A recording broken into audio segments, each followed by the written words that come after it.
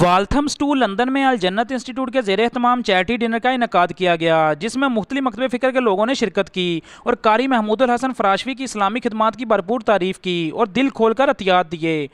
कारी महमूदुल हसन गुज़िश्ता 20 साल से अपनी दीनी खिदमात दे रहे हैं और कई हाफ़िज़ कुरान इस दीनी दरसगाह से फ़ारुगुल तहसील हुए हैं।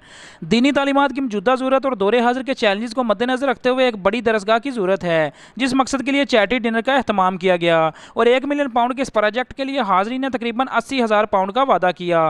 इस मौका पर barrister Abid, doctor Adeel, Akhtar Alvi, doctor Nazir, Khalid Iqbal Malik, Chaudhry Afzal Mahmood, Raja Allah Ditta, Adil Iqbal advocate और दीगर अफराद ने अल जन्नत इंस्टीट्यूट के कामों को सराहा।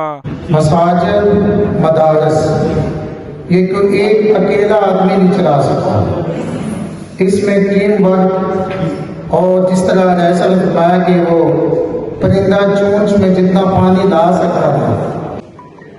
I don't want to labour the point, but I just wish to make one simple observation. We, as a Sunni Muslim community, will never. Assalamu alaikum. Alhamdulillah. Today we have gathered for a very special reason at a very important time and historical juncture.